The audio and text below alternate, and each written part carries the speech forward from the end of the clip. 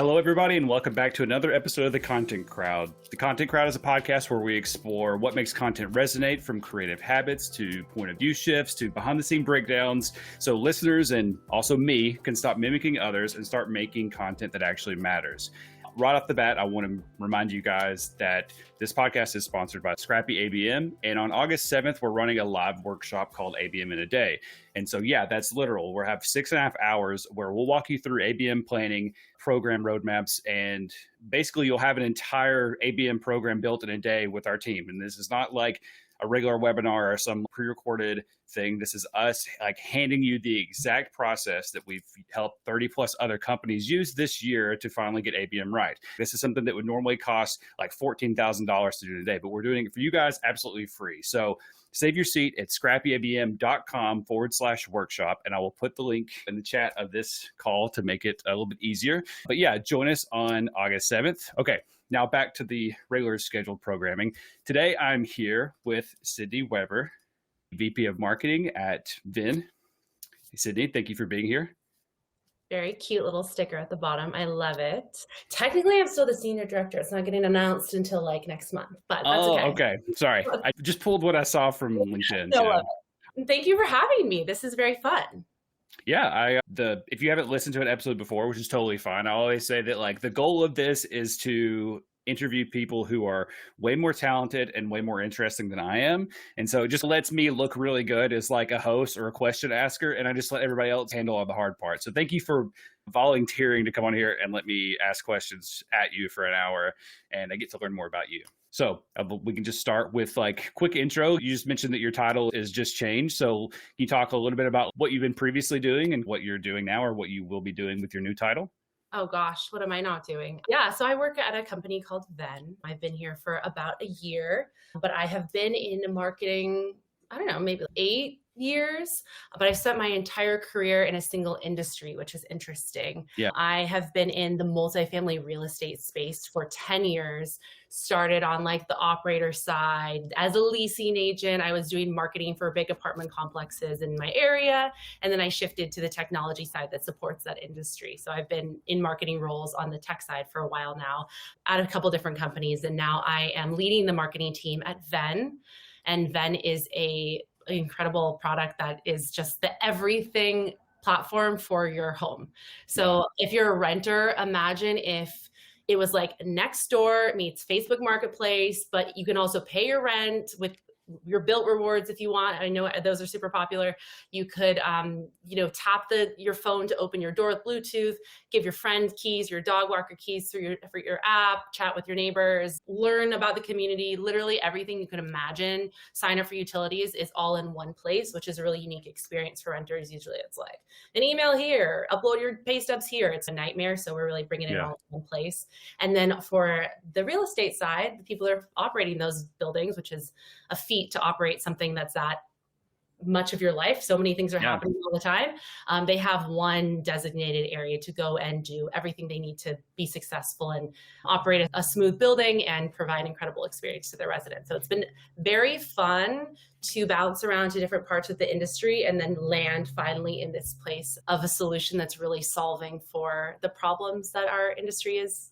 It's really fun to be a part of a really smart team.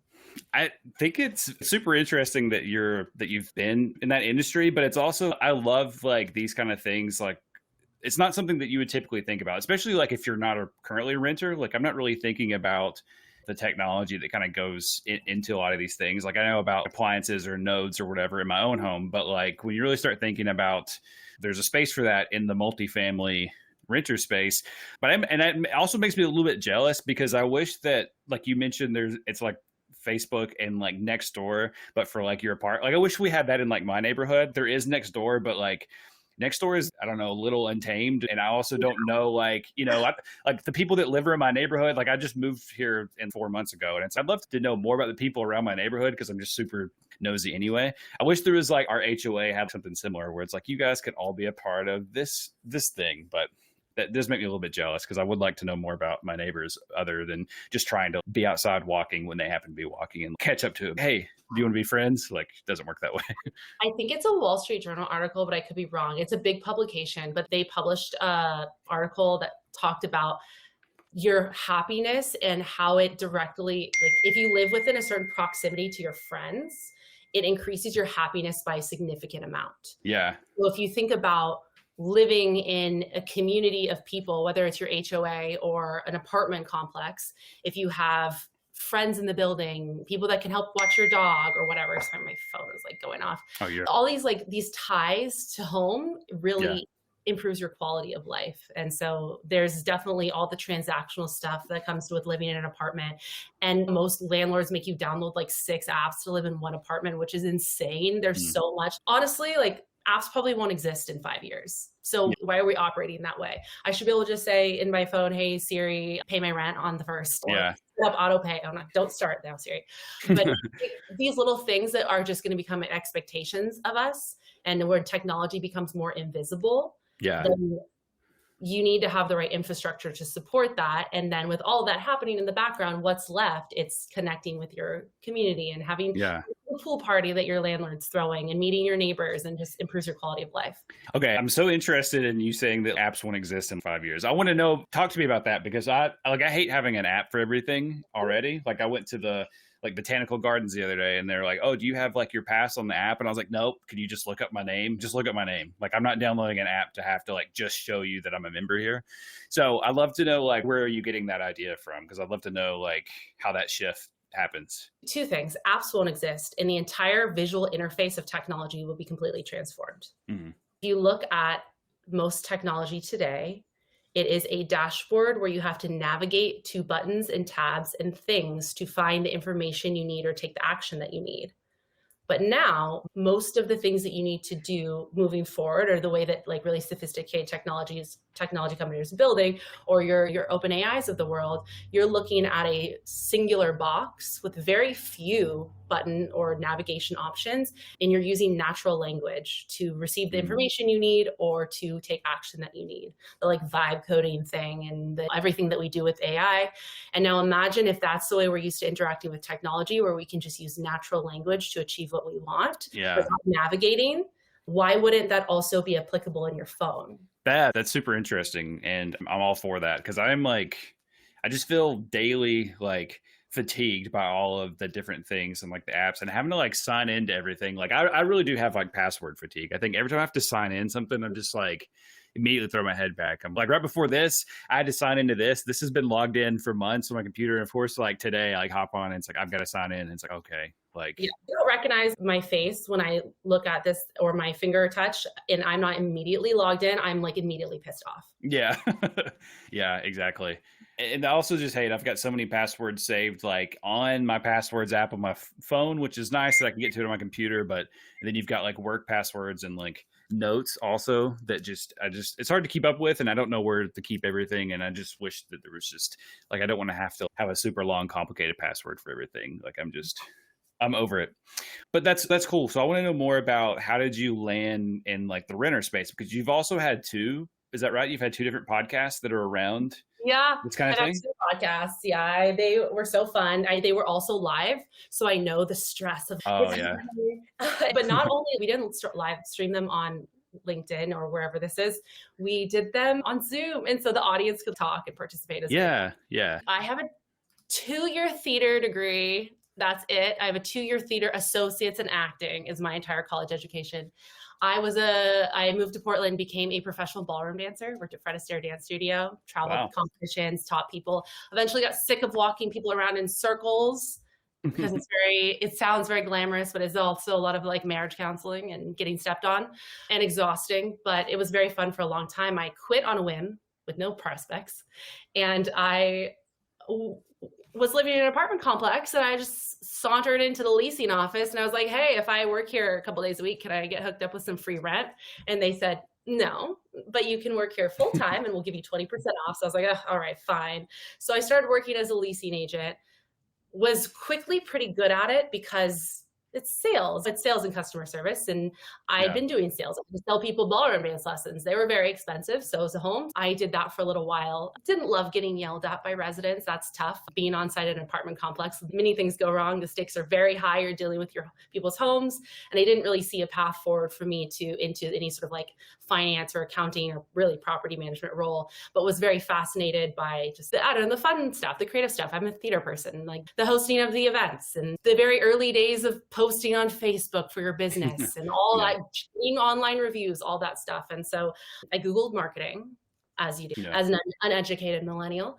And I asked to ghost a new marketing manager at the corporate office, and nothing came of it. I found her job to be a little bit boring. She was just doing emails, but I was like, oh, this is still, we'll see what it is. It's just one day.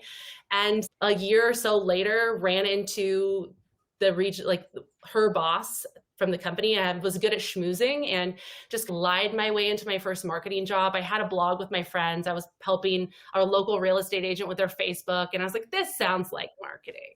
Yeah. And then I just figured it out from there and have slowly, like, unbeknownst to me, 8 years later, I've built this incredible career, and I'm speaking on great stages about market. I'm speaking at the Zillow conference in a few months to all the marketers in the industry nationally about how to do influencer marketing for multifamily. There's a lot of, like, it's crazy. Just things happen to you and your paths Yeah. are all different. It seems that's how a lot of us got here. And I say us, I just mean people in the current marketing space or that haven't been doing it for 20 years that are just found ourselves in this way of, but it sounds like really like you're like exploring different ways. But the biggest thing is like you like realize the problem, and there's like a lot of things that can be solved here through like better products and marketing and actually understanding your customer. Mm-hmm. The one thing I am very educated in is storytelling and understanding the human condition and how people respond and thinking about people's intentions and what makes them feel a certain way. That's the theater background. And that theater background has served me more than I could imagine any other background would in this industry or this career path. I think it's just really cool because I did something similar where, well, at least like, it sounds like you were like chasing like a passion. I kind of bopped around a lot of things. I think trying to avoid the things I really wanted to do because I felt like the things I wanted to do weren't going to make money or there wasn't like a viable path for that. And so I spent a lot of time doing a bunch of other things that don't help now, but I think just like the time of going around and experiencing a lot of different sides of work and different people in different places, and then realizing that once I landed somewhere that I could still continue filling in those gaps. And that was how I landed to where I started in graphic design as a graphic designer working for marketing services. And it was like all the words on these things suck. Like it resonates with this. But I didn't have like the authority. So it's okay. I'll do like you did. I'll Google marketing and I'll figure out how to like, what can I learn to fill in the space? And so I think the biggest thing for me was learning narrative and learning how stories work and how words resonate and the things you just mentioned, the human condition and all those things. And then I was like, oh yes, now I understand, and started like telling my boss, and they're like, oh, that's cool, but like you're the designer, you're not the copywriter, you're not the whatever. So I just found areas that I thought I could serve through learning and moved on to the next thing. And now that's where I am now, where I spend most of my time writing. It's wild. I went from drawing all day to writing all day, which is still both creative pursuits. So I guess it's still on the same side, but people don't usually pair those together. Would love to know like more about when it comes to creating content. Like you've created, I know you've got a few articles that you've been in and you've had podcasts and you create content on like LinkedIn. So for those of us who are trying to be as outward facing or trying to become as popular of a B2B influencer, so to speak, as we can be, what's one philosophy or rule that you could give us that comes to creating content? Or just creating anything at all. Doesn't necessarily have to be content, but creating and putting it out there. Yeah, gosh, I am very critical of everything I do, extremely critical. And look at what you do. Is it interesting? Would you want to read this? Would this stop your scroll? Would this help you? Yeah. There is an element that I need to figure out, and that's, well, yeah, this is old news for me because I've been doing it, but it's really interesting for someone in a different place in their career. So I'm maybe not the best person to give advice for on that, but I'm just an extremely curious person, and I'm always chasing new knowledge and understanding of different things and looking at something from a different lens. And so a lot of my content creation personally will come from a lesson learned, a lot of tips I've learned from the classics, the Dave Gearharts of the world, and like the edutainment aspect. Can you make this entertaining and educational? Work in public those are really great tips that I've learned from him when it comes to personal content creation. When it comes to content creation for work, I think that it's really important to know who you are as a brand deeply and not let too many external influences deteriorate that like essence of who you are. And not just who you are, but deeply understand who you're speaking to. And when you're writing, you may love it, but take a step back and be like, do they care? Do they have a really crystal clear what's in it for me? Can I make this one sentence instead of 5? Can I add a little bit of magic to make this to get them to feel something? I think that content, I don't know what kind of existential crisis you're going through right now as a content creator, but I think that like word-based content is completely evolving and changing. And yes, I use ChatGPT literally all day long, every day. Yeah.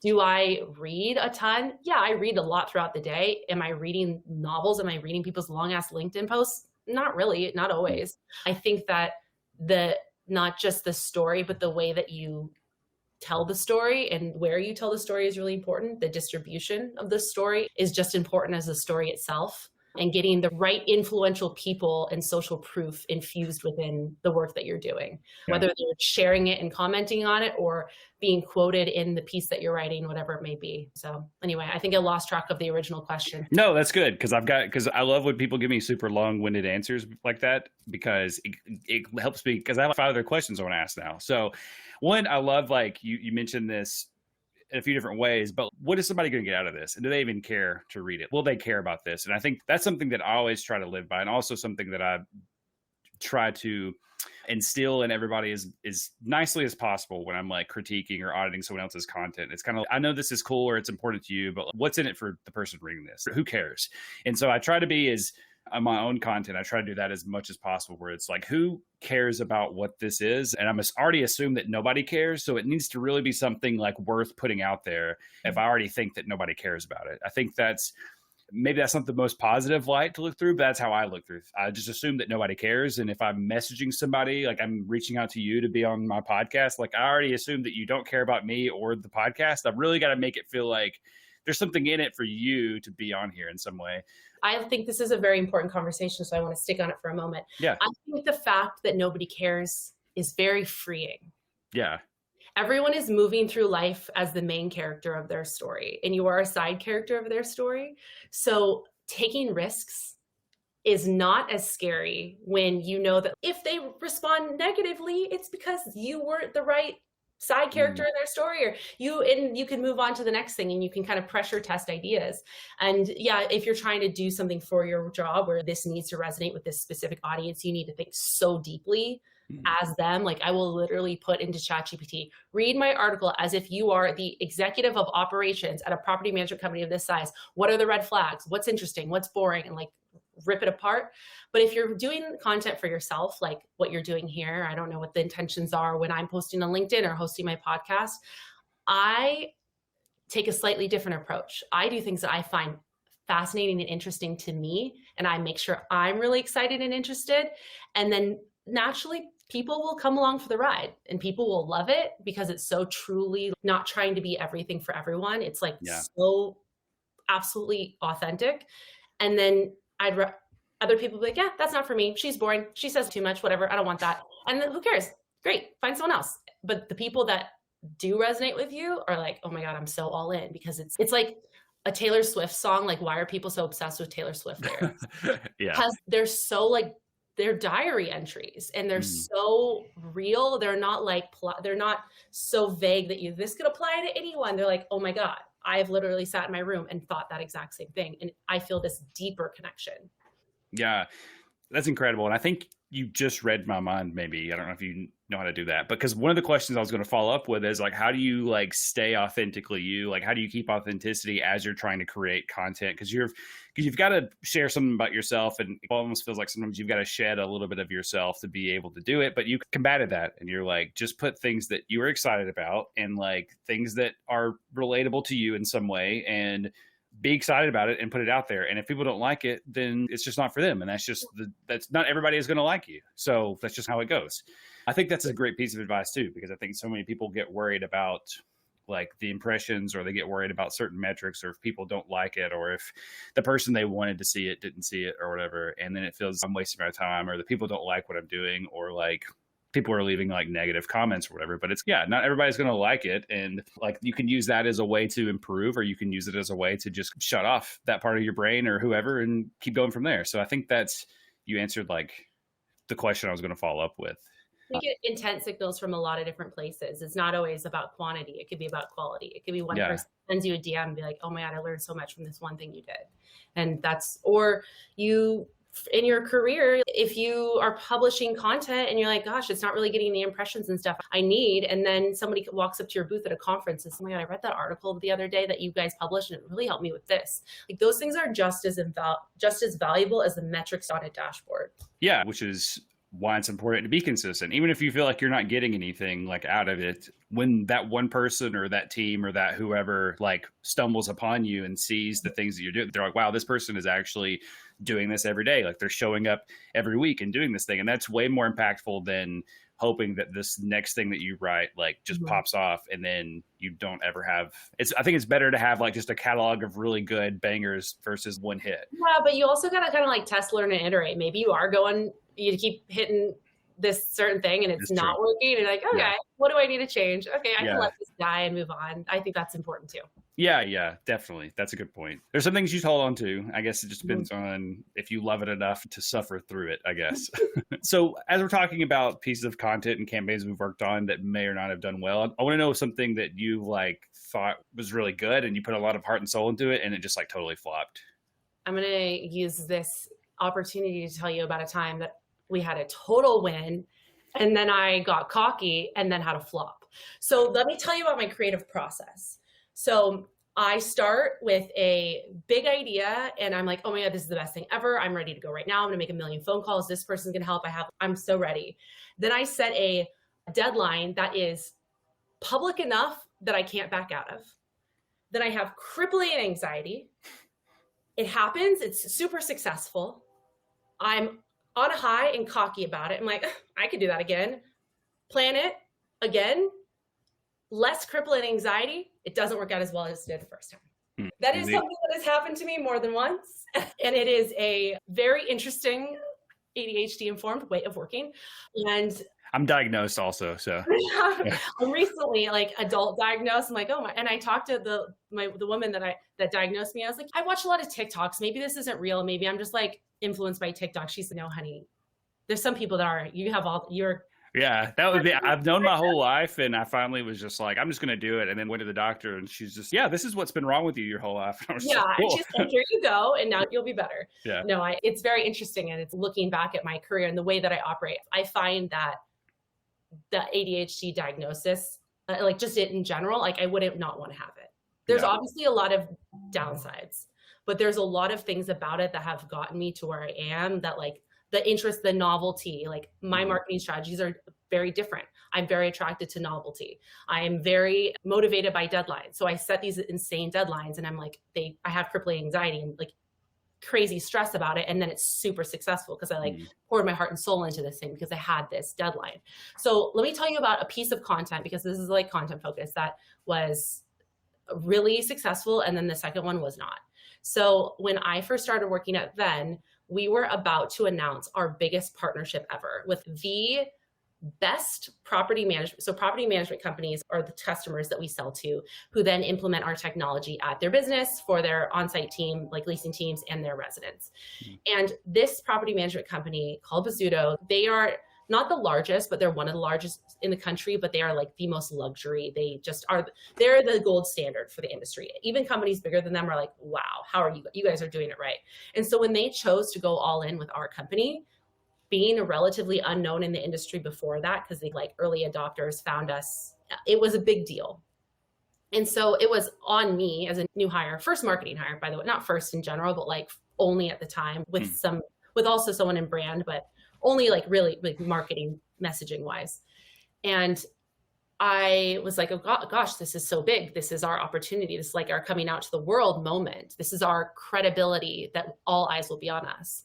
So I wanted to make sure at that point you like look into PR and you all that stuff. And I was like, I need to guarantee that this is successful. And generally PR is not going to maybe pick up a story of it. You got a customer. Like you have Yeah. to find the story in there.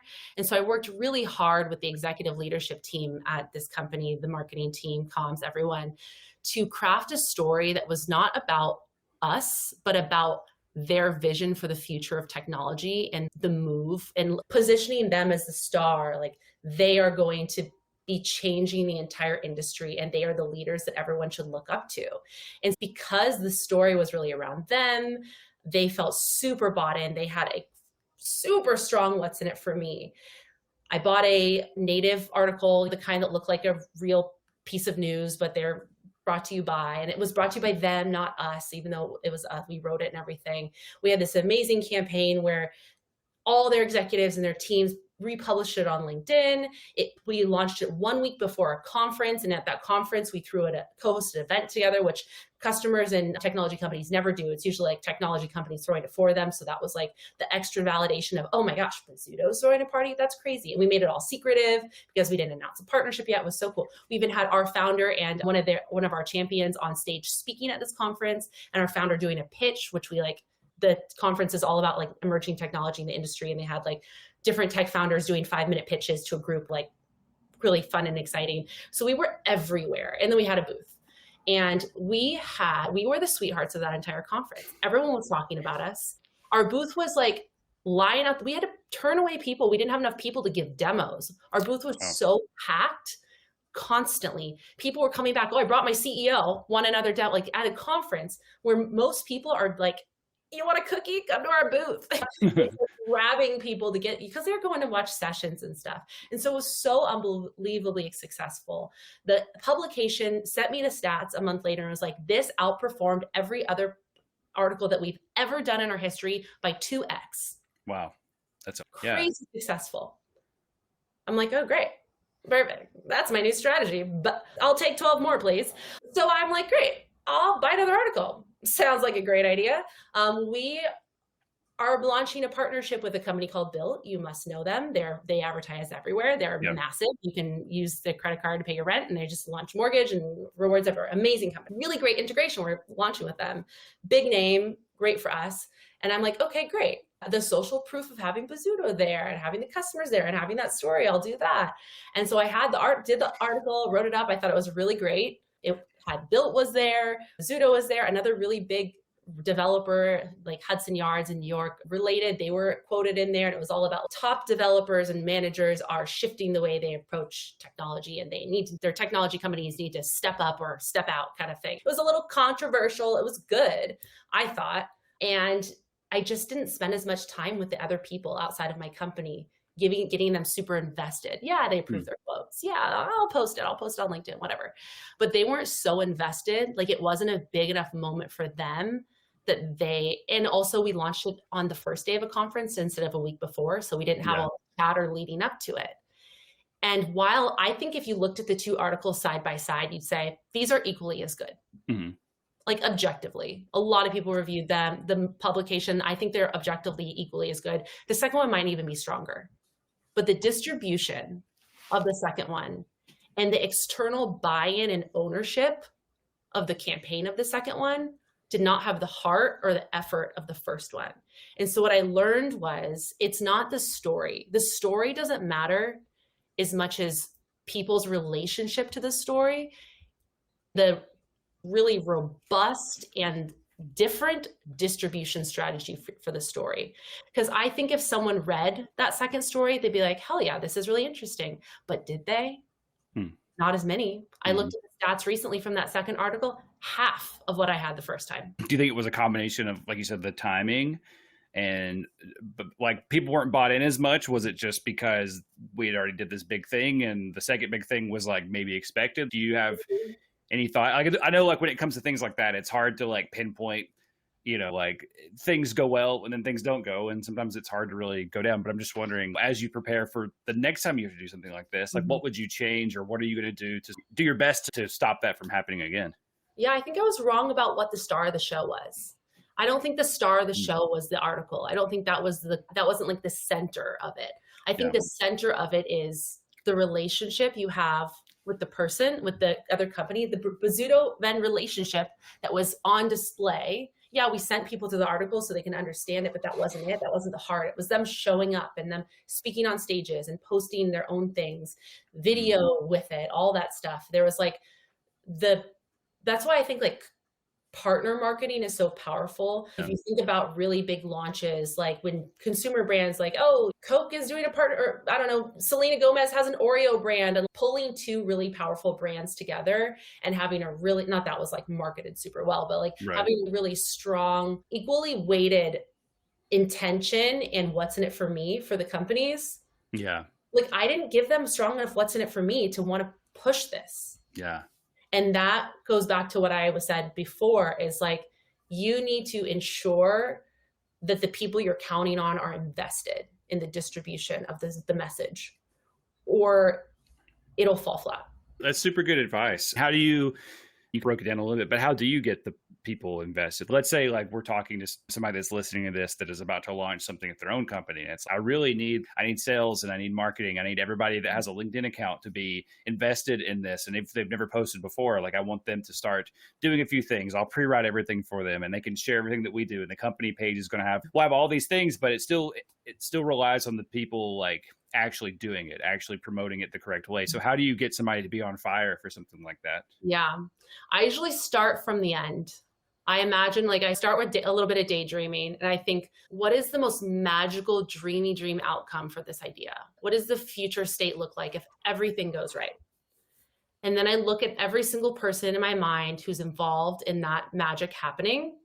And I work backwards until I can get to a point with them where I really understand how that would be a home run for them. Hmm.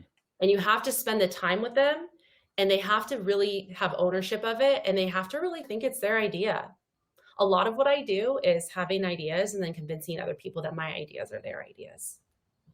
I should not say that publicly, but that is like having a sense of ownership of something. Yeah. Or moving through the world differently if you feel a sense of ownership. Why do you think tech companies give their employees shares in the company? They need to have a sense of ownership. And that is the same with a story. In those customers wanting to tell the story, they want to tell the story because it's going to make them look really good to all their peers. They're going to be the star. Yeah. Okay.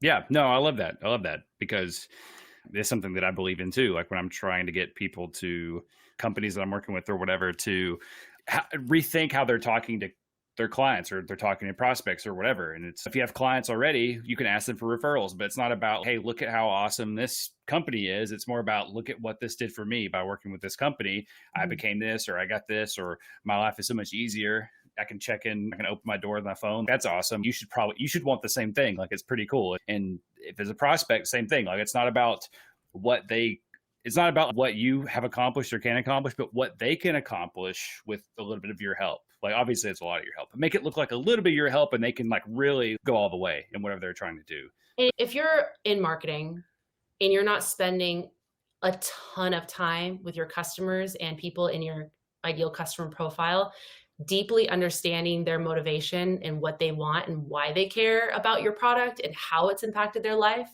then you're really doing yourself a disservice. You cannot make assumptions about people. You cannot make assumptions about what motivates them or how they feel about you. They might be explaining what you do completely different than the way you're explaining it. You have to understand them. And you can only do that by talking to them and really listening and using that to inform your content. Absolutely. That's a great piece of advice. Like that's not even a great piece of advice. That's just like a really good rule that everybody should know. Like it seems so obvious that you should know.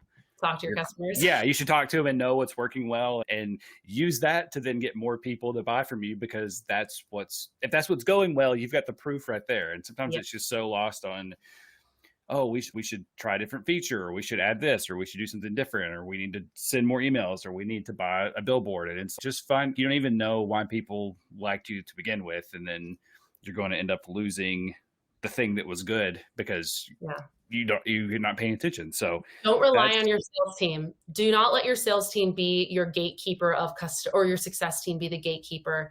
I move through the industry as if I'm a seller. I sell. There's only 2 jobs in tech. You're either selling shit or buying shit, or selling or building. There's only 2 jobs. yeah.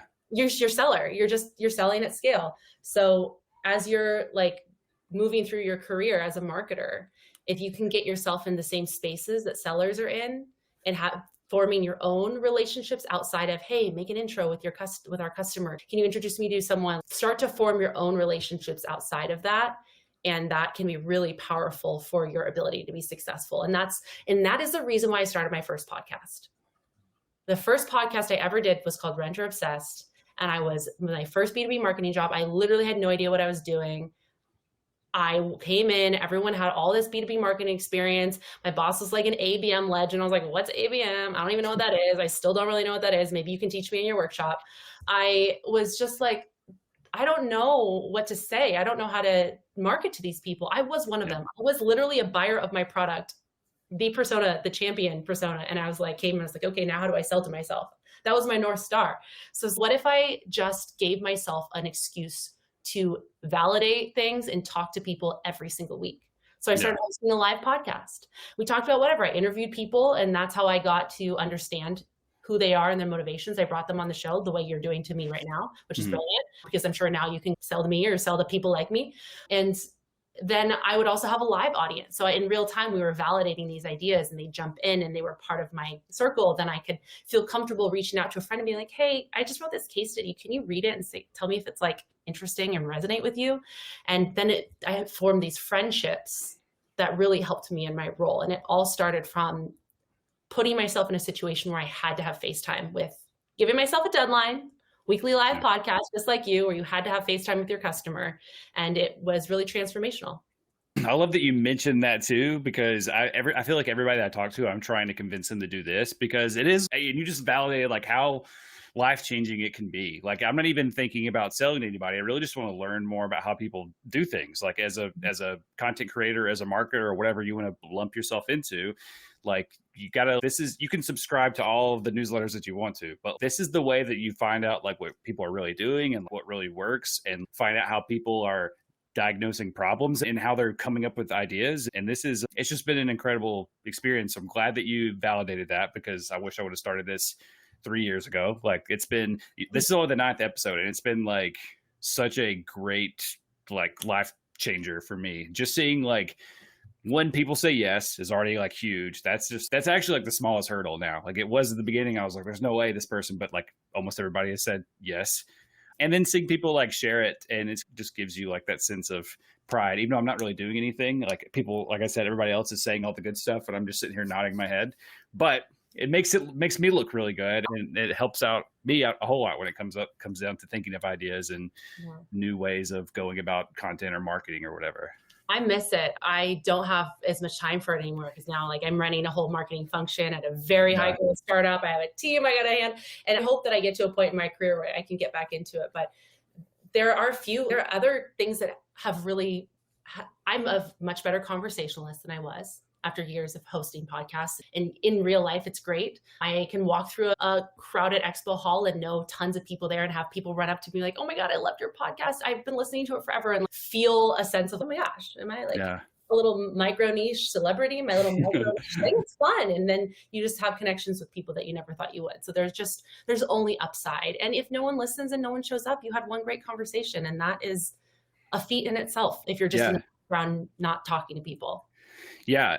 And on top of that, like, you can also say, if you talk to somebody, you take 2 weeks off for vacation or whatever, if you talk to somebody every single week, that's 50 conversations. You can then say, I was on 50 podcast episodes last year. Like, the year before, I was on 2 episodes. This year, I was on 50. That's pretty cool. So at least, it may have been my own, but at least I can say I at least had. But yeah, like, even just I had 50 conversations with 50 different people. That's pretty incredible. Like, people are out there doing like challenges where you talk to a different person every day or whatever. You try to have coffee with a different person every day for 30 days or whatever. And you could also do this and talk to a different person every single week for an entire entire year. That's a lot of conversations, and it's way easier to get guests than I think people. That was my biggest worry in the beginning, and so far I haven't had a dip into like coworkers yet. Like I've been able to just continuously get people. Like I've got people coming on 2 times in 1 week on sometimes because I'm just like booked up. People like to talk about themselves. Yeah, I'm not special. Yeah, I thought about doing one by myself, but I was like, nah, people don't want to listen to me talk. People much rather listen to somebody else talk. But yeah, it seems like you've had a lot of good experience on things that you've created, and you've had some things that kind of went bad, and you figured out how to realign and adjust to make sure that those things go better the next time. So I'll love to know, like, when it comes to all of these things that you've put together, from your podcast to your articles to the teams you're leading, what is like the one hill that you would die on when it comes to creation? And maybe you've already touched on it, but I would love to know. This is how we end each episode, is just this one piece of advice to like take away. Yeah. I think I talked about this a lot, but I think your story is only good as your distribution. Very interesting. And I also think that don't spend too much.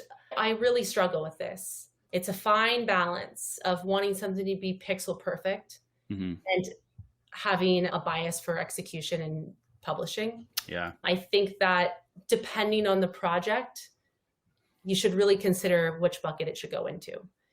Because people are going to remember you more if you're consistent. And like your weekly, if you're running content marketing for a tech company, how can you get your story out there as much as possible? One thing that is really going to be the cornerstone of my go-to-market strategy at my current company is, how do I create an army of evangelists out in my industry? How can I make a strong enough, resonant enough vision? And I think we have that, and just like really locking it in and finding words that are easy to grasp onto. I think our old friend who's off in his world, like in Bali or whatever, Chris Walker, and all his like catchphrases about dark social and creating versus capturing demand, like having these really ownable moments that people can just sink their teeth into, and making those people not just talk about you, but talk about what are those ownable things that they're like, oh my God, yes, I believe in this. I want to spread the gospel to my entire industry. Really think about your distribution and and take a step back and forget everything you've ever learned as a marketer, and just sit with yourself as a consumer, as a human in this world. And I look at movements that have happened, cults, protests, look at movements, look at moments in history where people have felt moved to take action, and really look at what you're doing, and look at it with a very critical, outside of your industry, outside of B2B marketing, SaaS, whatever you're in, and look at it as a human and think, does this work I'm doing matter? And will people care? And why will they care? And let that inform your story and the distribution. Even if you're selling like TurboTax software, like whatever, there's something about it. There's a reason why it exists. And is the world not as, what would the world be like if that thing that you're selling doesn't exist? And if it's fine, this thing's not that interesting, then maybe move on.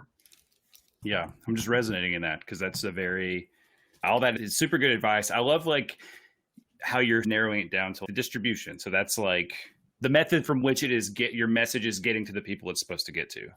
And I also love that you mentioned look at cults, because I was literally telling my wife yesterday, I was like, if I understood how to start a cult, I wouldn't, but I think I could be a way better marketer if I knew how to be a cult leader. I know that sounds bad, but I was literally like, how can one person be so like bold and just, I don't know, have people gravitate towards them to make people do the crazy things they do? Like I want to have just 1/10 of that power. I think the thing that has kept me going this long, as a person with ADHD that is constantly a squirrel to every new idea, the thing that has kept me going so long in this very distinct career path is I'm absolutely fascinated by psychology. Yeah. I'm so interested in humans and how they think and how they react and how their past experiences inform their future way that they're going to interact with things, and all that, like the context in which they live, and like understanding. I think it's so interesting. And that is why when I am approaching content and marketing, and it's so informed by that. And I think it's really served me. Yeah.